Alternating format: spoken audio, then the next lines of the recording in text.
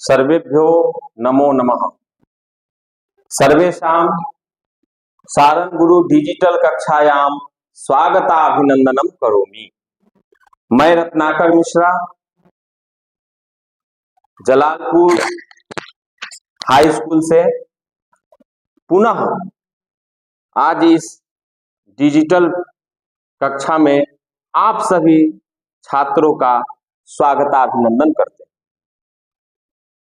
इससे पहले हम लोग कक्षा 10 के लिए मंगलम पाठ 3 भाग में पढ़े थे, अध्ययन किए थे। हमें आशा है कि उस वीडियो को, उस क्लास को आप लोग बहुत ही लगन से, तन्मयता से पढ़ रहे होंगे। आज हम लोग लेकर क्या है, वर्ण का परिचय। जब हम व्याकरण शास्त्र में प्रवेश करते हैं अध्ययन के लिए, तो सर्वप्रथम अनिवार्य हो जाता है वर्ण विचार को पढ़ना। स्वर के बारे में, व्यंजन के बारे में, प्रत्याहार के बारे में, इत्यादि इत्यादि। फिर संधि, समास, कारक इत्यादि के प्रति हम लोग क्या करते हैं, अग्रसर होते हैं। वर्णाः, वर्णानाम समूहः वर्णमाला। वर्णों का जो समूह है,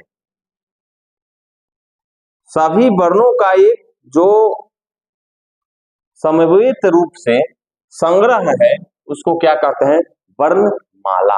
माला माने होता है जो पुष्प का माला होता है, माला माने क्रमबद्ध तरीके से। वर्णाः, ठीक है, वो सब वर्ण कहलाते हैं। इसको अक्षर भी कहा जाता है।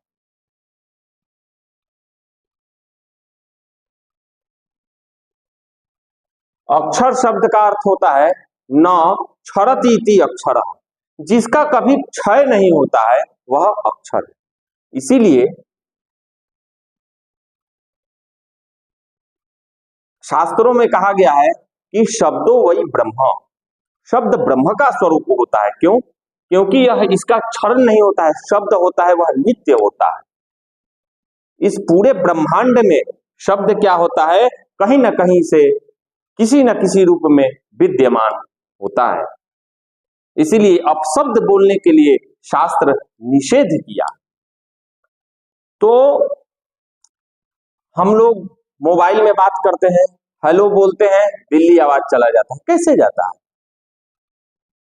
यह आकाश मंडल में कहीं ना कहीं व्याप्त होता है, और टावर जो है क्या करता है, यहां से वहां आवाज को प्रेषित करने का, भेजने का काम करता है।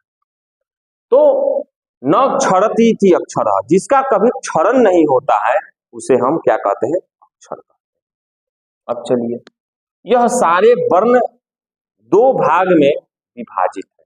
वर्णमाला जो हमारा है, पूरा अक्षर समूह है, वह 2 भाग में क्या है, विभाजित है, विभक्त है। एक स्वर और दूसरा व्यंजन। स्वराः माने बहुत सारे स्वर, और व्यंजनानि, व्यंजनम व्यंजने व्यंजनानि, यह नपुंसक लिंग में प्रयोग होता है। स्वयं राजन्ते इति स्वराः, स्व माने होता है अपना, स्वयं में जो राज करते हो, माने दूसरे किसी की अपेक्षा न हो। दूसरा स्वर हमारे स्वर में मिल जाए, दूसरा कोई वर्ण मिल जाए, कोई व्यंजन मिल जाए, तब हम उच्चारित होंगे। ऐसी अपेक्षा जिसकी नहीं होती है वह क्या कहलाता है, वह स्वराः, वह स्वर कहे जाते हैं। अर्थात स्वयं में जो दीप्यमान हो, प्रकाशित हो, उच्चारण होने में, वह स्वर है। और व्यंजनानि अनवग भवति व्यंजनम, अर्थात व्यंजन वह है जो बिना किसी की सहायता से उच्चारित न हो। जैसे क, क,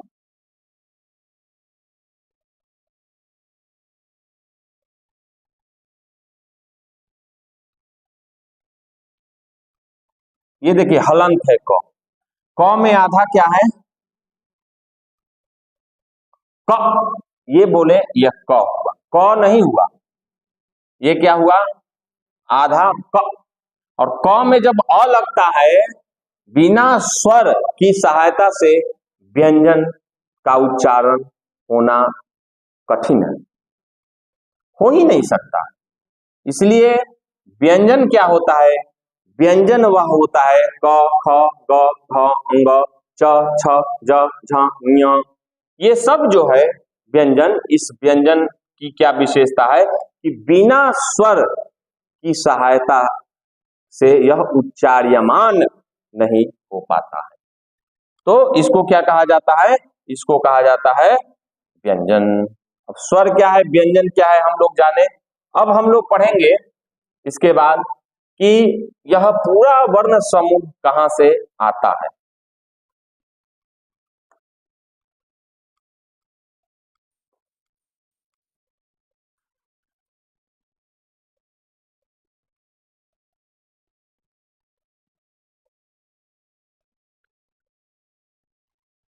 भाषा की सबसे छोटी इकाई को वर्ण कहते हैं। पाणिनि ने वर्णमाला को 14 सूत्रों में प्रस्तुत किया है।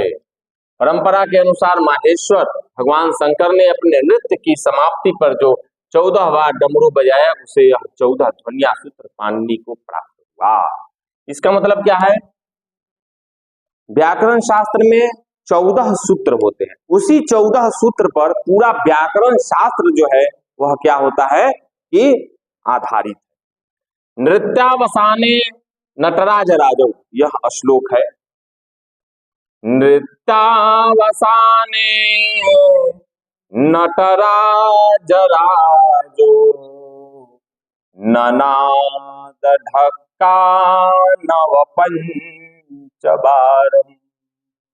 उद्धर्तु कामः सनकादिसे था एतद् विमर्शे शिवसूत्रजालम्। यह नृत्यावसान है।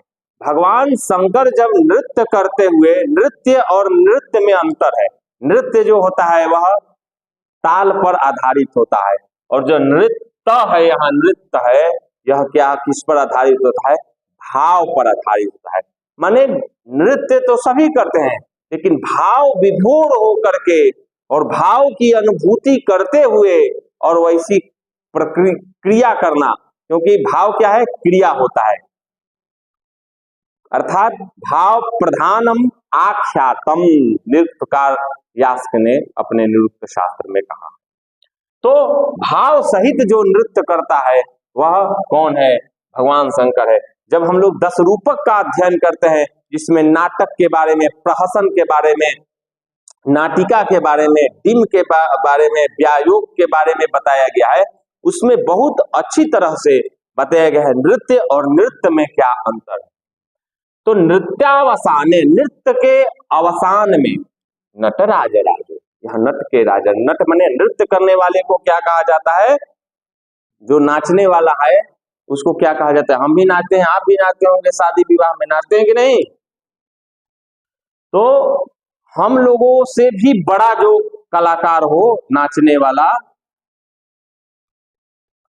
उसके भी, वैसे कलाकारों के भी जो नृत्येषु दक्ष, नृत्यों में जो एकदम दक्ष है, खूब बढ़िया नृत्य करता है, उसके भी जो राजा हैं, राजाओं के भी राजा, वह कौन है, भूत भावन माहेश्वर जो है शिव है, महान है जो है नटराज राज, वो नटों के भी राजा है। ननाद ढक्का माने निनाद करते हैं, बजाते हैं। ढक्का माने होता है डमरू, और डमरू को जब बजाते हैं तो उसमें से कितने बार बजाते हैं, तो 9 पंचबार। 5 और 9 कितना होता है बताइए, 5 और 9 कितना होता है, 14 होता है। माने 14 बार जब भगवान शंकर अपने नृत्य के अवसान में डमरू का निनाद करते हैं, डमरू को बजाते हैं, तो 14 सूत्र निकलते हैं।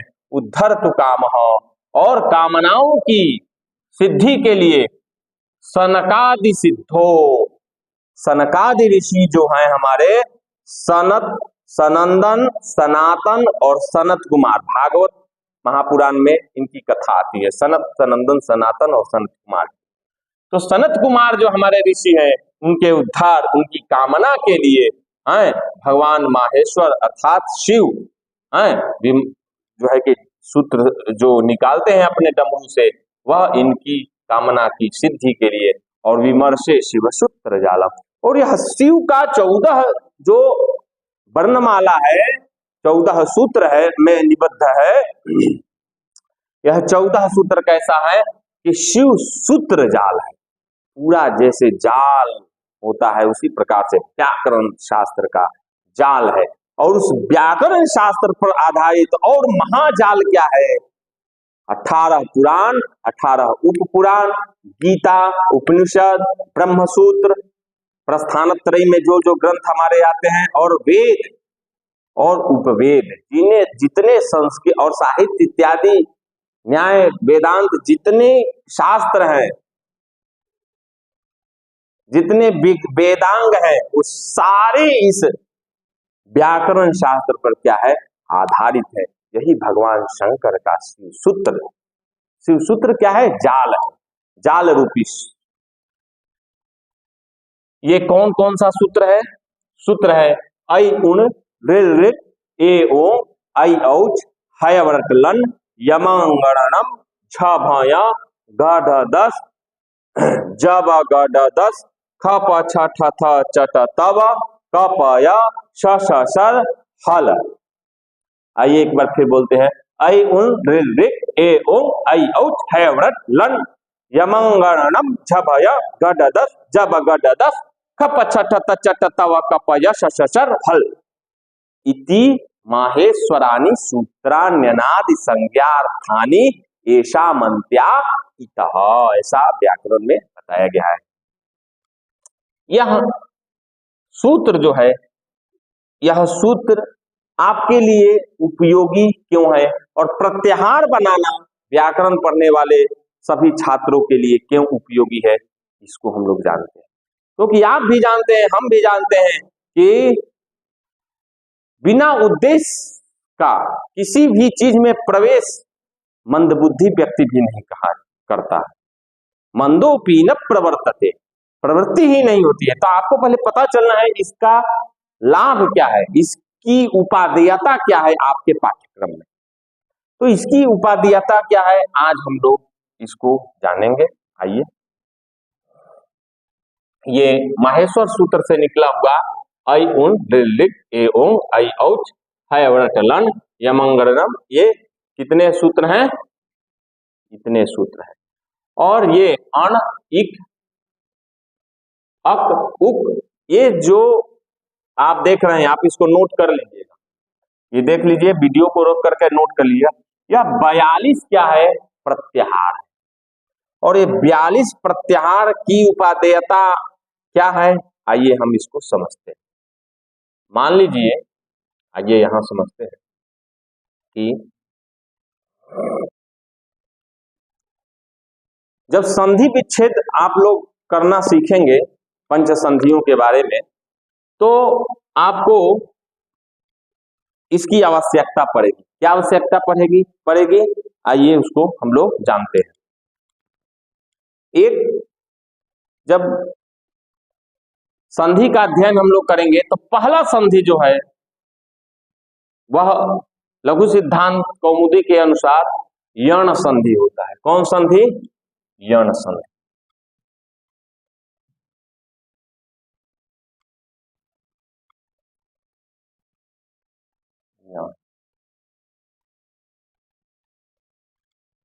यण संधि कहता है, इसका नियम क्या है? यण संधि करने का सूत्र क्या है? इको यणचि, इक स्थाने अनस्या दचि संहितायाम विषय शुद्ध्युपास्य इति स्थिते। यह सूत्र कहता है कि, हिंदी में जान लेते हैं, इको यणचि, इक के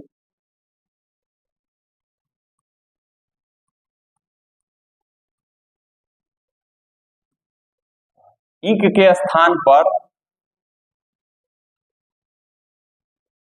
यण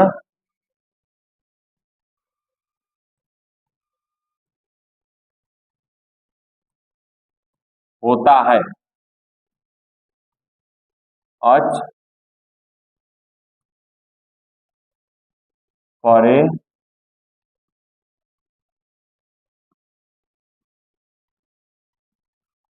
यण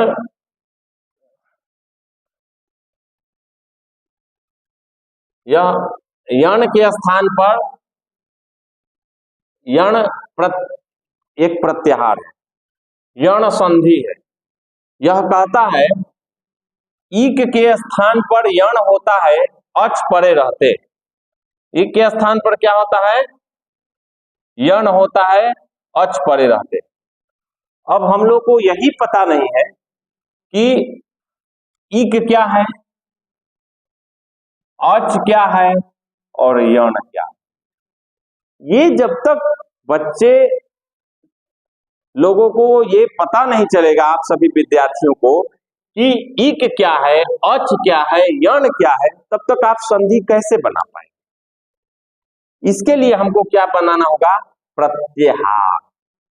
प्रत्याहार जानना पड़ेगा, उसमें आपको पता चलेगा कि यण क्या है। यह तीन, इक, अच और यण, यह 42 प्रत्याहार है, उसी के अंतर्गत एक आता है। अब देखिए, आइए इस 14 सूत्र में समझते हैं इक क्या है, यण क्या है और अच क्या है। देखिए, इक के स्थान पर क्या होता है? यण होता है। ई इसमें देखिए, इसमें अयुन, ये जो 14 सूत्र है अयुन लिलिक, इसमें इक क्या है? तो इक में ई कहां है? ये इसमें हम लोग इसका अन्वेषण करेंगे। ई, उ, री, ऋ। इसमें ये जो वर्ण है,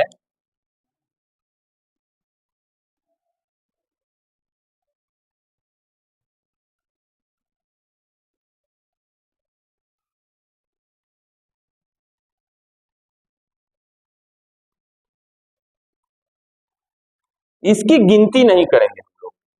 ये इसकी गिनती क्यों नहीं करेंगे? यह हलंत है। हलंत वर्ण इसमें जितना है, ये ये ये ये ये ये ये ये ये ये किसी का हम लोग गिनती क्या करेंगे? नहीं करेंगे। इसको ध्यान में रखना है प्रत्याहार बना, ठीक है। अब इसमें हम लोग क्या करेंगे? इक में कौन कौन सा आपको वर्ण आया? अ, ई, अ नहीं, ई, उ, रेल, रे। अब चलिए,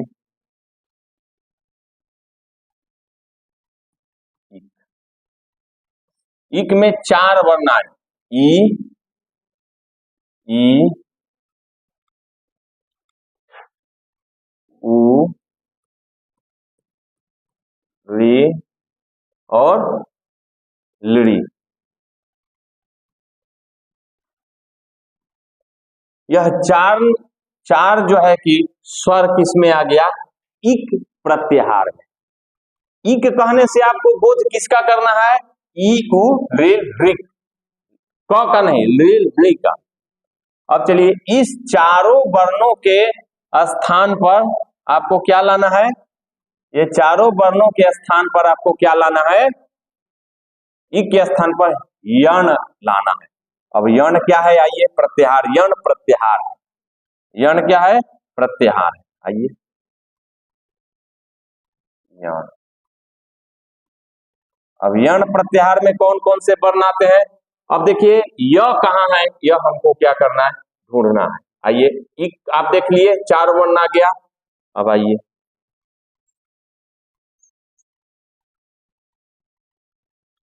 अब इक के बाद यण। यण कहां है? देखिए, य। यहां आपको क्या हो गया? यण हो गया। य, व, र और ल। इसकी गिनती क्या करेंगे? नहीं करेंगे। देखिए, इसमें लाल लगा देना है कि नहीं। इसकी, यह हलंत होने के कारण, ये हलंत होने के कारण इसकी गिनती क्या करेंगे? हम लोग नहीं करेंगे। किसकी गिनती करेंगे? यण में य, व, र, ल। और यण, य और अण, ये दोनों के बीच में जो वर्ण आए, देखिए 1 2 3 और 4, यह चारों वर्ण क्या हो गए, इसके अंतर्गत आ गए। किसके अंतर्गत आ गए? यण के। तो इक के स्थान पर अर्थात इसके स्थान पर क्या होगा? अण होता है, अण। अब अण में देखिए कौन कौन वर्ण है? य, य, व, र, ट। य, व, र और ल। अर्थात यण संधि में आपको क्या आएगा? इक के स्थान पर यण होता है, अर्थात ई, उ, रिल, री, इन स्वर वर्णों के स्थान पर य, व, र और ल, यण में ये वर्ण आते हैं। अब देखिए इसके स्थान पर ये आएगा, ई का उच्चारण स्थान ईचु यसा नाम तालु, ये हम लोग पढ़ेंगे। ई और य का उच्चारण स्थान एक ही है, इसके लिए इसके जगह पर इसको रखा जाएगा, आदेश हो जाएगा। आदेश व्याकरण शास्त्र में क्या होता है? शत्रुवत होता है? आदेश शत्रुवत होता है। इन, अब देखिए अच परे रहते,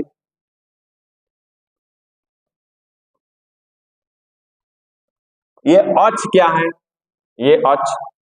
अब देखिए इसमें आइए अच। अब इसमें हम लोग को देखना है कि अच कहाँ है?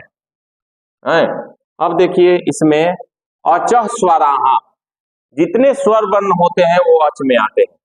देखिए इसमें अ ई उ, इसको हटा देंगे, अ ई उ, रील री, ए ओ आई औ।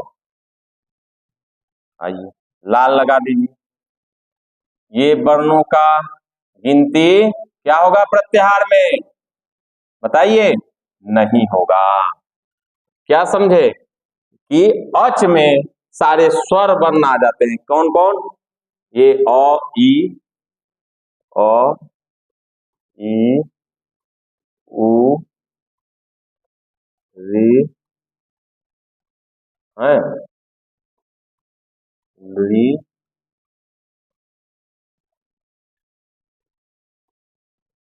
ए ओ ओ आई आई। ये अच प्रत्याहार में ये सारे स्वर वर्ण आपके इसमें से आ गए। यही प्रक्रिया आपको सब जगह लगाना है। आइए आप लोग अब 42 प्रत्याहार बताएंगे। 42 प्रत्याहार आपको अपने से बनाना है। जब 42 प्रत्याहार का अभ्यास 14 सूत्र से आप कर लेंगे तो आप एकदम दक्ष हो जाएंगे प्रत्याहार बनाने में। अब प्रत्याहार बनाने की यही प्रक्रिया है। जब प्रत्याहार बनाने लगेंगे तो संधि और व्याकरण शास्त्र आपको एकदम चुटकी में क्या होगा? समझ में आने लगेगा। आइए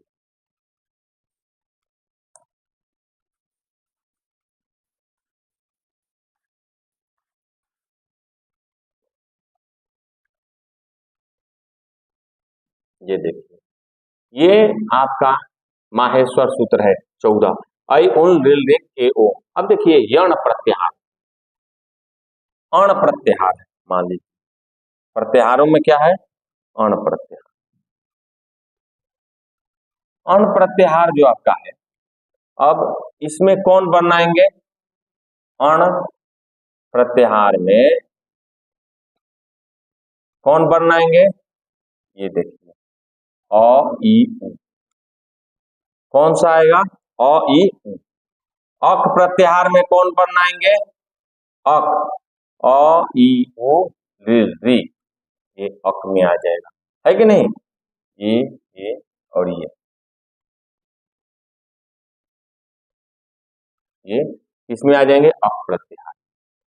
इसी तरह से मान लीजिए अट प्रत्याहार बनाना है। ये अट प्रत्याहार, अट प्रत्याहार बनाएंगे। अट प्रत्याहार में कौन कौन बनाएंगे? आइए देखते हैं। अ से शुरू करना है। अब इसमें देखना अ कहाँ है? 14 सूत्र, 14 सूत्र आपके सामने है। अ ई उ री, री ए ओ आई औ ह, य, व, र। अब ये कौन कौन वर्ण नहीं आएंगे? ये हलंत है, इसको नहीं लेना है, इसको नहीं लेना है, इसको नहीं लेना है, इसको नहीं लेना है। 1 2 3 4 5 6 7 8 9 10 11 12 13, ये अट प्रत्याहार में 13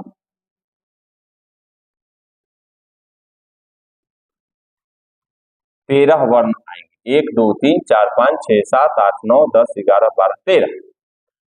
यहाँ प्रत्याहार से दो प्रश्न बनता है, इस प्रत्याहार में कितने वर्ण है या अक्षर है, और दूसरा एक बनता है इस प्रत्याहार में कौन कौन से वर्ण आते हैं। तो वर्ण अगर लिखने को आएगा, अक्षर लिखने को आएगा, तो ये सारा अक्षर आपको उतार देना है। ठीक है, आइए फिर अभ्यास करते हैं। ये प्रत्याहार आप लोग उतार लीजिए अपने 1 2 3 4 5 6 7 8 9 10 11 12 13 14 15 16 17 1 2 3 4 5 6 7 8 9 10 11 12 13 14 15 16 17 18 19 20 21 22 23 24 25 26 27 28 29 30 31 32 33 34 35 36 37 38 39 40 41 42, यह 42 प्रत्याहार जो है आपके है सामने। और प्रत्याहार बनेगा कैसे, आपको प्रक्रिया बता देते हैं। 1 2 प्रत्याहार आपको फिर से बता देते हैं, उस प्रत्याहार को आप लोग क्या करेंगे, बना करके लाएंगे। और इसका अभ्यास कर लिए तो आपको संधि क्या होगा बहुत जल्दी समझ में आ जाएगा। मान लीजिए हम लोग बनाने हैं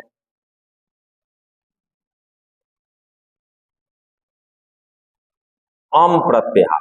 कौन प्रत्याहार? आइए कोई भी एक प्रत्याहार उठा लीजिए।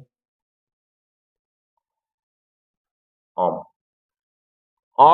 म देखिए अब इसमें कहा है, ये देखिए आपको म ये ये, तो यहां से यहां तक जितनी संख्या है और जितना वर्ण है यह अम प्रत्याहार में क्या होगा, आ जाए। म से 3 प्रत्याहार अम। ठीक है, अब देखिए अ इ उ ऋ ऋ ए ओ ऐ औ है व र ट लन य म ङ न। इसकी गिनती क्या होगी, नहीं होगी, बताए थे। इसमें लाल लगा दीजिए, इसमें क्या होगा, लाल लगा दीजिए। ठीक है, इसकी गिनती नहीं होगी, इसकी गिनती नहीं होगी, इसकी गिनती नहीं होगी, इसकी गिनती नहीं होगी, इसकी गिनती, क्योंकि यह हलंत है। ठीक है ना, यह क्या है, हलंत है, इसकी गिनती होगी। तो ये अम प्रत्याहार में ये पढ़ना है। इसी तरह ये पूरा आप नोट कर लीजिएगा और बनाने का प्रयास करिएगा इसी तरह से। और फिर हम लोग इसके बाद जो है कि आइए, तो यह 42 प्रत्याहार। अण प्रत्याहार में ये वर्ण आते हैं, अक प्रत्याहार में ये 5 वर्ण आते हैं। मान लीजिए, आइए देख लीजिए अट प्रत्याहार। देखिए ये अट प्रत्याहार, आइए इसमें 13 वर्ण आता है कि नहीं, इसको हम लोग क्या करते हैं, जांच कर लेते हैं। अट प्रत्याहार में कितने वर्ण आते हैं, कितने वर्ण आते हैं, 13 वर्ण। आइए इसका हम लोग जांच करते हैं।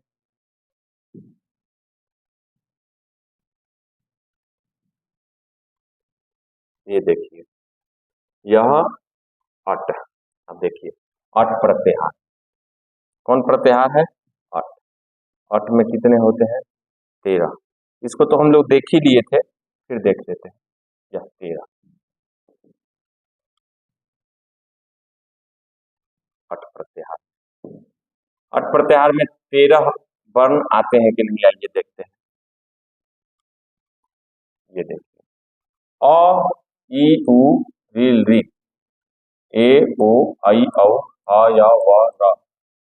1 2 3 4 5 6 7 8 9 10 11 12 13, ये अंतिम का जो वर्ण है इसकी गिनती प्रत्याहार में क्या होती है, नहीं होता है। इत संज्ञक है। कौन कैसा है, इत संज्ञक है, जिसके अंत में हलंत रहता है। तो अट प्रत्याहार में 13 वर्ण आया। इसी प्रकार से हम लोग को क्या करना है, सारे 42 प्रत्याहार ये बना हुआ है, आप लोग नोट कर लीजिए। अब इस सारे प्रत्याहारों का काम किसमें हम लोगों को लगेगा, व्याकरण पढ़ने में, संधि पढ़ने में, विशेषकर वृद्धिरादैच ये आपको मिलेगा। उसमें वृद्धिरादैच किसमें मिलेगा आपको, यह आपको संधि प्रकरण में मिलेगा। तो जब तक इसमें वृद्धि क्या है आप समझेंगे नहीं, तब तक कैसे और आप संधि को पढ़ सकते हैं। तो संधि पढ़ने के लिए और भी व्याकरण शास्त्र में प्रवेश के लिए आपको प्रत्याहार बनाना अति अनिवार्य है। तो प्रत्याहार हम लोग आज बनाना सीखें। यह 42 प्रत्याहार हम लोग ये सब, ये देखिए ये सब 42 प्रत्याहार है। आप लोग इसको धीरे धीरे क्या करेंगे, नोट कर लेंगे। और नहीं नोट कर सकते हैं कोई बात नहीं, अपने आप से आप 42 प्रत्याहार का निर्माण करके, और मान लीजिए कि देखिए ये कोई प्रत्याहार बताइए, जैसे प्रत्याहार हुआ, ले लें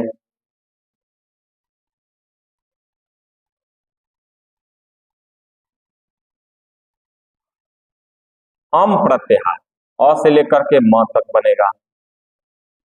उसके बाद हर्ष, ह और श, हर्ष प्रत्याहार। अब हर्ष प्रत्याहार में कौन कौन से वर्ण आएंगे, देखिए ह से शुरू करना है, 1 2 3 4 5 6 7 8 9 10 11 12 13 14 15। यह 15 वर्ण क्या होगा कि आपको आएगा, ये नहीं गिना जाएगा, ये नहीं गिना जाएगा, ये नहीं गिना जाएगा, ये नहीं गिना जाएगा, ये नहीं गिना जाएगा। कहने का तात्पर्य है कि ये सब नहीं गिना जाएगा। 1 2 3 4 5 6 7 8 9 10 11 और 12 वर्ण आपके किस में आएंगे, हर्ष में, ह से लेकर के और श। ठीक है, 1 2 3 4 5 6 7 8 9 10 11 12 13 14 15 15 वर्ण। कितने वर्ण आएंगे, 15। किस प्रत्याहार में आएंगे, हर्ष प्रत्याहार में, ह से लेकर श तक। इसी तरह से आपको 42 प्रत्याहार जो है, जिसका ये हम लोग आपको दिए हैं, ये देखिए 42 प्रत्याहार किसमें है, ये पूरा 42 प्रत्याहार इसमें प्रत्याहार है। और इसी सूत्र से आपको बनाना है। कैसे बनाए थे आप लोग देख ही लिए, और ये बनाइएगा। इसी शब्दों के साथ आज की कक्षा समाप्त होती है, और अगले कक्षा में हम लोग लेकर के आएंगे स्वर किसे कहते हैं, व्यंजन क्या किसे कहते हैं, और उच्चारण स्थान क्या है, और श्वास नाद घोष अल्प प्राण महाप्राण ये क्या है, इसको जानेंगे। फिर संधि समास कारक प्रत्यय, इसको पढ़ने के लिए हम लोग आगे दूसरी कक्षा तीसरी कक्षा व्याकरण में हम लोग प्रवेश करेंगे। इसी शब्दों के साथ आप सभी विद्यार्थी इस कक्षा को तन्मयता से श्रवण कर रहे हैं, ध्यान पूर्वक समझ रहे हैं, और जो ना समझ में आए आप कमेंट बॉक्स में जाकर के आप कमेंट करिएगा। मैं प्रयास करूंगा तो उसको फिर से आपको आपके समक्ष उस वीडियो को अच्छे से एक्सप्लेन करने का प्रयास करूंगा। और इसी शब्दों के साथ आज की कक्षा समाप्त हुई। आप सभी छात्रों का पुनः इस सारण गुरु डिजिटल कक्षा की तरफ से स्वागत अभिनंदन और बहुत बहुत धन्यवाद ज्ञापित करते हैं। जयतु संस्कृतम जयतु भारतम।